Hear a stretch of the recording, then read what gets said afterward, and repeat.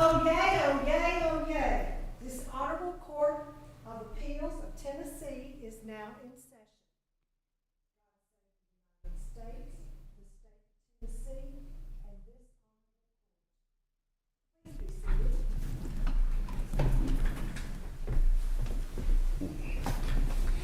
Good morning, everyone, and welcome. And excuse me while I make a minor adjustment here. We're pleased to have you with us today. We have 3 cases on the docket. We will call them in the order in which they appear. Each side has a total of 15 minutes for your argument. The appellant may reserve up to 5 of those minutes for rebuttal. So when you come to the podium and introduce yourself, please tell us at that time how much time to reserve, and the clock will be programmed accordingly. I know we have a motion in the 3rd case on the docket, and we will address that when that case is called. Are there any other announcements or matters that we need to discuss? Hearing none, please call the first case. Heather Ann Coates, Emch versus Edward Glen, Emch III. All right, you have the floor. Thank you, Your Honor. I'd like to reserve 5 minutes for rebuttal, please. 5 minutes, certainly.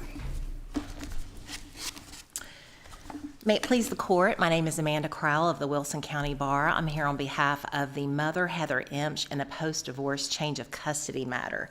This matter came before the Wilson County General Sessions Court in 2020.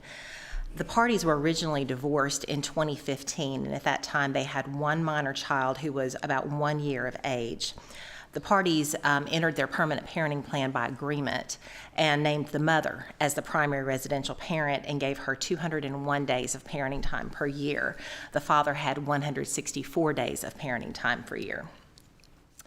The schedule basically was that mother would have a week at a time, but during her week, the father would have a 2-hour period for dinner in the middle of the week.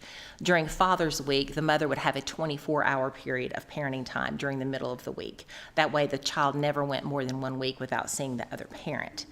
Both of the parties lived in Mount Juliet, but in different school zones. The father remarried in 2018, continued to reside in Mount Juliet. The mother became engaged in 2019 to a man who resided in Franklin, Tennessee. He was well established there with a home and a business, and the mother desired to move to Franklin, Tennessee and enroll the child in kindergarten when the time came for her to go to kindergarten in 2020. Their wedding was planned for June of 2020. The child would begin kindergarten in August of 2020. In November of 2019, the mother informed the father of her plan in writing, let him know that she planned to marry Jamie Land, who lived in Franklin, and she requested that the father agree with her that the child would be enrolled in elementary school in Franklin. The child had been in daycare, the same daycare since the time of the divorce, and the daycare did not offer a kindergarten, so the child had to make a change in schools at that time and be enrolled in kindergarten. The father did not agree. He asked for mediation, and the parties went to mediation. They were not able to resolve their matter. After the parties went to mediation, the father did file a petition to modify and ask for custody of the minor child. He asked to be named as primary parent with school zoning designation. And to do that, he asked the court to increase his parenting time to 182.5 days and reduce the mother's time to 182.5 days and grant him sole decision-making for educational purposes. The mother filed an answer and defended the current parenting plan. She did not ask for any other changes. The father alleged the mother was not a good parent and that her move to Franklin was vindictive against him. His sole purpose for his petition was to have the child go to school in his school zone, and he did testify that if the mother had not planned to move to Franklin and had stayed in Mount Juliet, even though they were in different school zones, he would not have opposed that. And it was less than 50 miles, so this is not a relocation case, and the law does not automatically assume that there has to be a change in the parenting plan based upon this relocation. At the final hearing, the court found both parties to be credible, and the court found that father absolutely could not explain his proposed plan. He found the move was not vindictive. The parties had not been exercising essentially equal time, and the mother had adhered to the parenting plan. So the mother had done nothing wrong. She simply desired to move to Franklin, marry her fiance, and enroll the child in school there.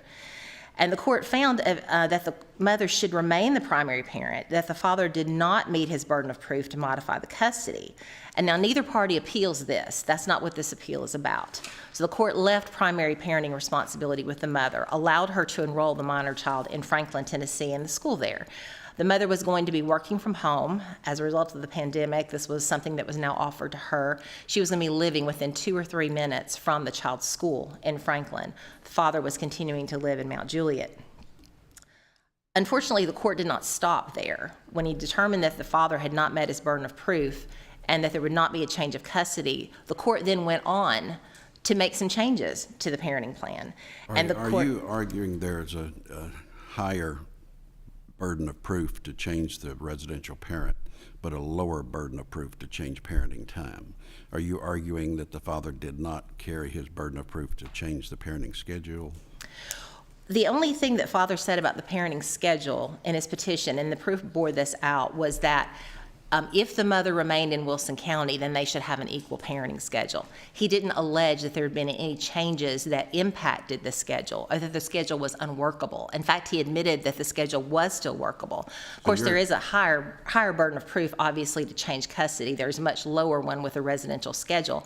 But the court still has to examine the best interest of the child as relates to that change. So the court ended up finding that based upon the mother's relocation to Franklin and the resulting increased commute time for the child, the court was going to make them have an equal schedule. The court also stated— Well, that sounds like to me like a material change in circumstances. It could be a material change if it materially affects the best interest of the child. Unfortunately, the court did not then apply the standard to the best interest standards to the change of residential schedule. The court actually said, I'm not going to examine the best interest factors because I'm not changing custody. So what happened as a result was the child actually ended up commuting more than the child would have commuted had the residential schedule stayed as it was in the parties' original agreement, because now the child had an extra day of commute every other week between Mount Juliet and Franklin to go to school.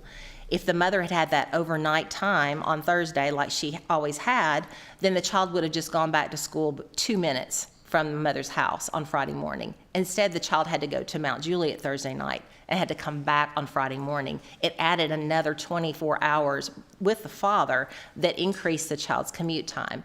And if the court had examined the best interest factors along with what he believed was a material change in the mother's relocation to Franklin, the court would have realized that. But the court didn't examine the best interest factors in that regard. And so the child has more commute time. The mother lost 26 days of parenting time per year when she had done nothing really to deserve that. The father testified that his workplace was closer to the child's school in Franklin than it was to the school he proposed in Mount Juliet. He worked in Nashville every day. He was already going that direction. It didn't materially impact any way in which he could exercise his parenting schedule. The special language in the parenting plan that was referenced by the court as the reason the mother could not enroll the child in school without the agreement of the father was that neither parent shall make changes to daycare or schooling without agreement of the other party. If no agreement about daycare, aftercare, and summer care, the parties shall attend mediation to resolve. That's what they did.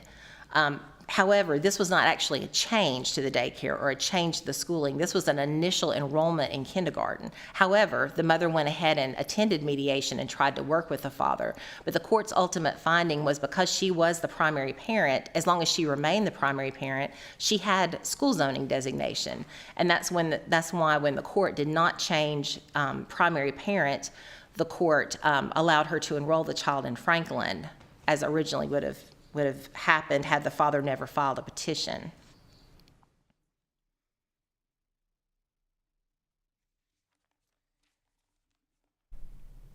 So our position is that the court erred when the court went on to change the residential parenting schedule without examining the best interests of the child, having found that there was no reason for the court to change primary residential custody. So in response to the initial question from Judge Clement, then your position is it's not a material change case, it's all about the child's best interest. Well, the court may have found it to be a material change, but the law requires it to be a material change which significantly impacts the child. And that finding wasn't made because the increased commute time for the child, which is what the court focused on, if it were related to the best interest factors, the court would have seen that his change in schedule actually increased the child's commute time and reached an illogical result. And that's why we believe it was an abuse of discretion. So your position is the trial court failed to consider and failed to make findings concerning whether there was a material change that affected the best interest of the child to justify a modification of parenting time. Yes, Your Honor. Parenting schedule. Exactly. He stopped short. He did part of it, but did not finish his examination, and actually said he was not going to examine the best interest. That's in the record. It's in the order. The court didn't then relate if he felt like that was a material change that the mother moved to Franklin and that there was increased time for the commute time for the child. He then had to examine the best interest factors, which is what he failed to do. And in failing to do so, he reached an illogical result with regard to increasing even more the commute time with the minor child.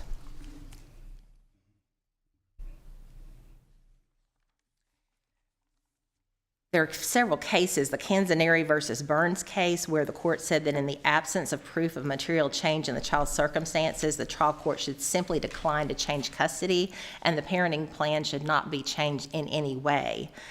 Gentile versus Gentile, the court found a material change to modify the schedule, but did not make a determination of whether it was in the child's best interest, and that case was remanded for consideration of the best interest factors. Ballard v. Ballard, there was a material change of circumstances, but it didn't affect the child's best interests.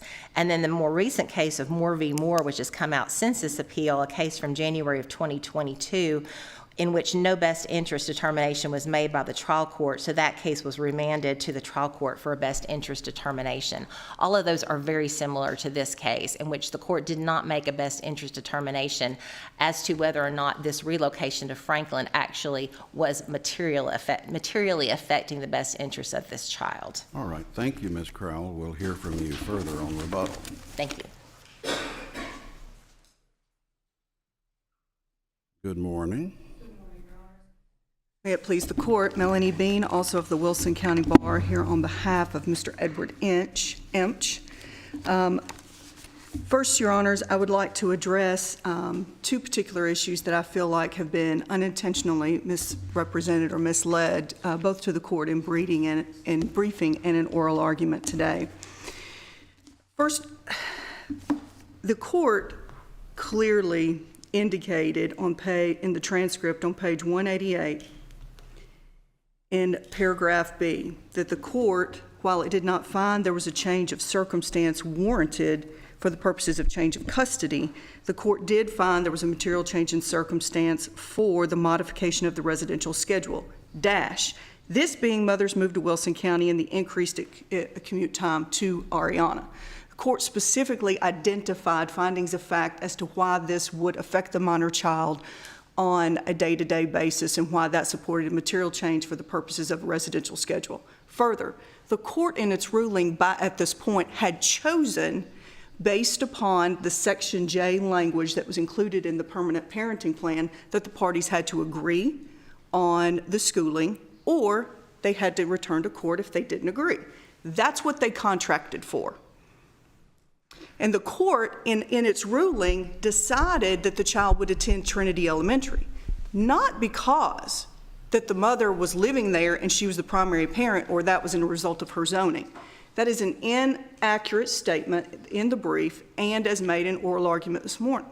The court, in paragraphs 55, 56, and 57 of the court order, was clear that it was choosing Trinity Elementary based upon the now existing circumstances of the child, which, to answer both Judge Clement and Judge McBriar's question that was posed to Ms. Crowell, is also a substantial material change in circumstance. At the time that this permanent parenting plan was entered, and when the child was 1 year old, the child wasn't in school. The child was now in school age. The parties could not agree. We had to return to court, which I would like to then, which leads into that this was the triggering event. It was the triggering event. And what I would like to be clear with the court about, because I think it needs to be underscored, is the manner in which the mother handled this situation, which triggered this litigation, which will go to father's request for attorney's fees. Specifically, Exhibits 11, 12, and 17 in the court's record demonstrates that the mother made a unilateral decision. It will be Trinity Elementary. I have made up my mind. I have made my decision. And her testimony before the court and in her deposition, as she was questioned about at trial, was that she had no intention of ever discussing this issue with the father. The mediation was a sham. And like Judge Hagan said in the order of the motion to alter and amend, he said Mr. Emch had two choices. He can lay down and accept the mother's decision, or he can file a petition pursuant to the permanent parenting plan. Was that where the child would have been zoned for? It would have been where she was zoned for the purposes of where the mother lived. So the decision was she was going to move, to marry and move, and the child would be with her, and that's where the child would go because of the zoning. That was mother's position, but that wasn't what the court made the ruling on. The court was deciding between Wilson County Schools and Williamson County Schools. And the court ultimately decided that both of the school districts were equal. I think the tip for the court in choosing Trinity, if you look closely at the court order, is that during the trial, the mother testified that she would be working from home indefinitely. And with that tip, that was basically the tip for the court, I'll choose Trinity Elementary. In those specific paragraphs, the court was clear that this Section J language was important. That's why the father had to file his petition. He had to enforce the Section J language because the mother was ignoring the Section J language. Went on ad nauseum at trial about how, well, I thought I was the primary parent and I could do what I want to my zoning. And the judge had to be very clear about that.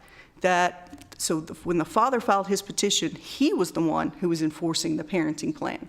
The court may have ultimately decided against his proposed school district, but that doesn't undermine the purpose of his original petition. And the court did find ultimately there was a change in the residential schedule, which the father did plead for. The father pled for it. It's clear in the petition. And we specifically gave the court those citations, I believe, on pages 1 and pages 8 of the original technical record. So the father is entitled. We did make arguments in our brief that the exact issue that Judge Clement was able to pin down as to the mother's position on appeal, respectfully, we do believe that that has been waived. And even if the court decides that it hasn't been waived, we believe that it fails on the merits. I would like to also address Judge Hagan's order and the assertion that he failed to complete a best interest determination as it relates to the change in residential schedule. I respectfully disagree with that. While I agree that there is a provision, while there is a statement in the order that says that he's not going to engage in a best interest determination because he has not found a change of custody. The order is really silent about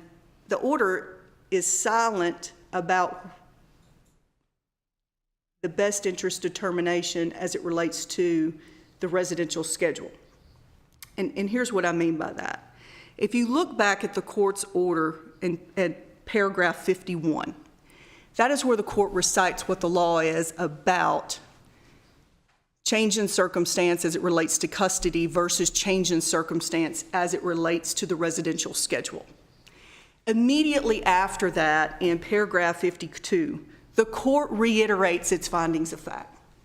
And the court says that I reiterate all the findings that I've made before now, basically. And then he continues to discuss, I find that there's not sufficient to change custody, but there is for a modification of the residential schedule. And the court finds that it is in the best interest of the child to modify the residential schedule and states why. The statement that is included further down in the order, in all fairness, probably should have been further up in the order. Could be more than a scrivener's error in some respects. But the court clearly made a best interest finding about the residential schedule. It is replete throughout the court's order, and that's why I specifically point this court to those sections of Judge Hagan's final order. And if the court will also note in paragraphs B and C and D, I believe, of the final order, in the order to judged and decreed section. In paragraph B, the court clearly says that there's a change in circumstance as to the residential schedule. And the court in D says, based upon all the factors currently before the court, the minor child will attend Trinity. And in paragraph E says that the parenting plan attached here too is in the child's best interest. The court clearly did engage in a best interest finding. The law does not require necessarily for the judge to set out in each of those factors which factors he's relying upon in the best interest. As long as the order is sufficient to identify that the court has considered those best interest factors, they don't have to specifically be set out. And so to the extent that this court is concerned about the statement that the court was not going to engage in a best interest finding as it relates to a change in circumstance, we have briefed within our brief each factor and identified for the court, this court, the findings of fact that would support each of those best interest factors. So to the extent that there's some sort of a scrivener's error with the court's order or some concern about the clarity of whether he engaged in a best interest finding, we believe that that was at best harmless error. Because clearly when you look at this judge's order, which went on for multiple pages in the record, beginning at page 180 in the technical record through pages 190. And this isn't a short order. And every single best interest factor Judge Hagan addressed. And in paragraph 51 of his order, he reiterates those right before he says in his findings of fact that he's going to modify the residential schedule. So with all due respect to the mother's position in this case, regardless, even if she hasn't waived the majority of the issues that she is now raising before this court, which we indicate that she has, she loses on the merits. This was a petition that was filed, and the judge, for lack of better terms, sort of split the baby in some respects. He says, I'm not changing custody. I'm finding Trinity's best for this child right now, but we've got to eliminate this midweek schedule based upon all the proof. We got to eliminate. We're here over a Thursday when the majority of the proof before this court, before the trial court, was that most of those Thursdays father already exercised as an overnight. So you're having an appeal over a Thursday and a Thanksgiving. That's well within the broad discretion of this court. So respectfully, I would indicate that there has been no authority cited to support the claim that the trial court did not perform an appropriate legal analysis. I think the order is clear that he engaged in appropriate legal analysis.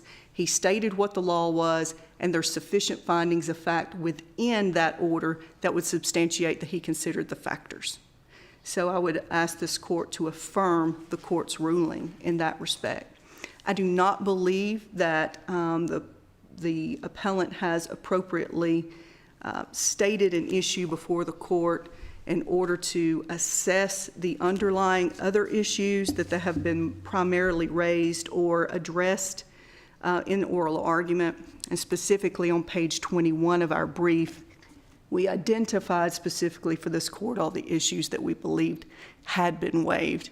And that includes that the court did not engage in that the court did not make sufficient findings in order to determine that a material change in circumstance had occurred to the residential schedule. That was not included in the statement of the issues. It was not delineated any further within the brief. We addressed it as a matter of caution because we only get one shot at our brief, so to speak. And so we have to, try to address as many issues as we can. There was no issues even set out in the argument section. The only 3 issues identified in the statement of the facts was simply that the court erred in modifying the residential schedule and reducing mother's parenting time. Those are the words that was stated, which is an issue that doesn't really go to the findings of fact. It goes to the merits of the burden on appeal as to whether the court applied an appropriate legal standard. We think the court's ruling was completely logical. It makes complete sense.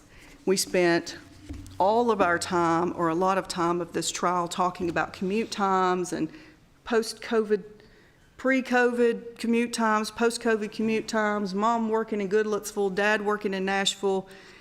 And the court ultimately made the finding, listen, this child's road time is going to increase no matter where I send this child to school.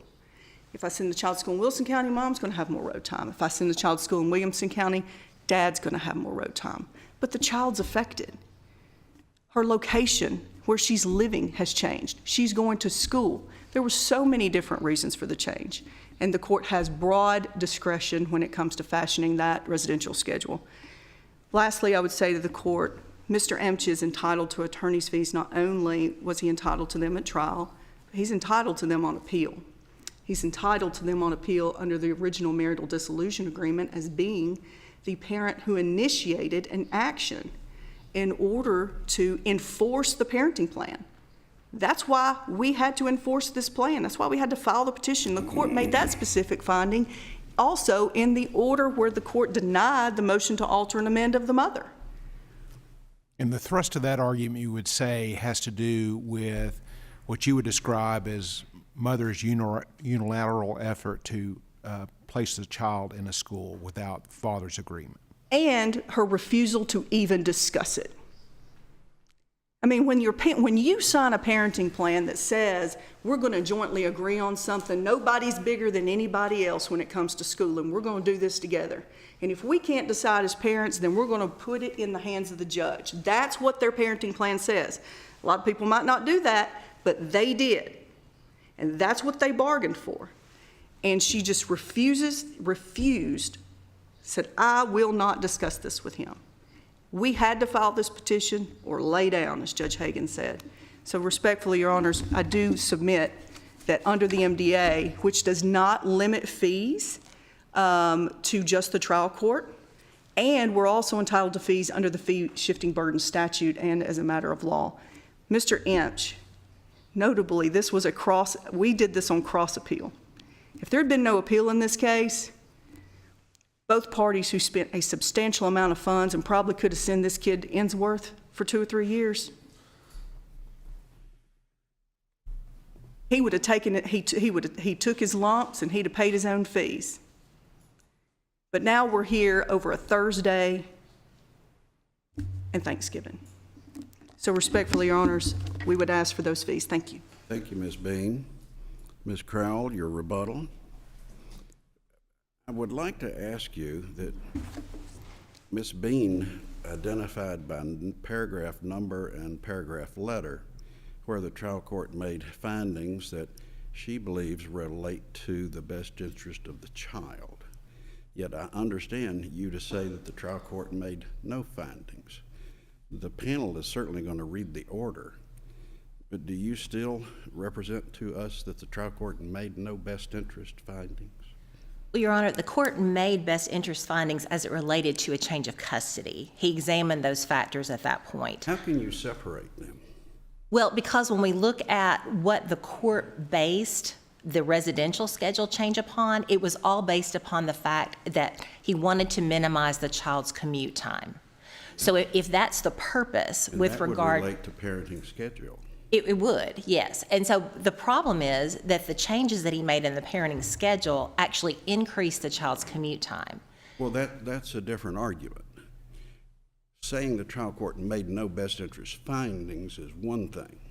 Saying the trial court made a bad decision by increasing travel is a completely different argument. So I come back to my question. We're going to read the order, but are you representing to us that the trial court failed to make best interest findings that relate to the best interest of the child as to travel time? As to travel time, yes, because the court actually said, I'm not going to do best interest analysis under 366106 because I I found. hear you say that, but we're going to read the rest of the order. When I read the rest of the order, I hear you saying there are no best interest findings. That's what I hear you say. Is that correct? Well, Your Honor, like I said, there are best It's interest. real simple. It's typed. I'm going to read it. And I want to know if you're representing to me that the trial court made no best interest findings. I'm not saying the court made no best interest Well, findings. that's what I heard you say. Maybe I misunderstood. And maybe but I misspoke. that's what I heard you say. And maybe I several- misspoke. several What I'm times. saying is that they were not related to a material change with regard to the commute time.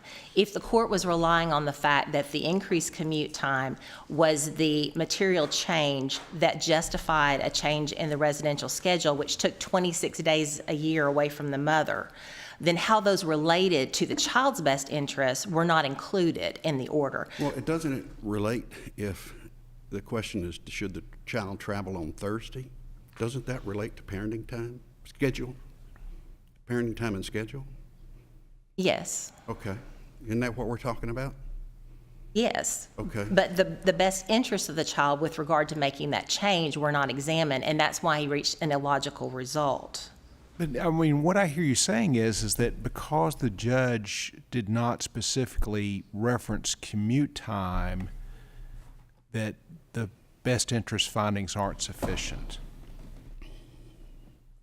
As they relate to this residential schedule issue, because the court separated those and looked at, should this court change custody, and then should the court change residential schedule? Right, but if you look at the paragraph 54 in the order, that's the order where, and I'm going to paraphrase here so I don't use the child's name, but it says the court is only modifying the limited number of provisions in the parenting plan because the court believes that those are in the child's best interest. And then goes on to say, that being Thursday overnight, Thursday dinner, Thanksgiving provision, and the meeting point absent school.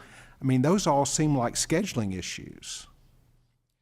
Well, they are scheduling issues, but it changed the permanent parenting plan, and so we have to see how does that relate to the child's best. Why is that best for the child as opposed to best for the child father? won't be in the car an unnecessary amount of time. Except it put the child in the car more time. And if the court had looked at those best interest factors with regard to putting the child in. Well, if it puts the child in the car more, then your argument is the judge made a bad decision. Well, he reached But an. what we're continuing to ask is, you continue to represent to us that the trial court made no best interest findings. And we hear Ms. Bean say the court made several. And Judge McBrayer just read one that to me sounds like a best interest finding as to the parenting schedule, Thursday travel or not. It's a finding that's not actually related to that issue, however. I'm not saying he didn't make best interest findings, but he didn't end up relating those to the residential change. All right, let me ask about attorney's fees. What do you say about the attorney's fees issue? With the attorney's fees issue, the father had, what he wanted was school zone designation. The only way he could get that was to become primary residential parent. He couldn't take that order from the divorce and enroll the child in school because the mother had the majority of the time. So his attempt to become primary residential parent and get school zone designation, it failed. The mother simply enforced the current parenting plan. She filed an answer. She didn't try to change anything. She just says, court, please enforce this parenting plan, which named me primary residential parent. It's not true that she didn't try to work with the father. She did. The court found that she offered several options for him, but they did not include school zone designation. And because there was no school zone designation, he was not happy with that, and that's why he filed the petition. He had the right to file the petition, but the arguments that he made in trying to say that they actually had equal time, the mother's move was vindictive, all these negative things about the mother, the court did not find any of those to be true. Those were all found not to have any type of merit. So the mother clearly won this case, but on the other hand, she lost 26 days of parenting time, which doesn't seem like much to the father, but it's very significant to the mother. Over the course of this child's minority, it adds up to almost a year of her life. And so it's very significant to her. And the fact that the court did that because he wanted to minimize the child's commute time, that's not the result that was achieved. It was an illogical result, and that's why we believe it's an abuse of discretion. All right, thank you, Ms. Crowell and Thank you. Ms. Bean, for your arguments.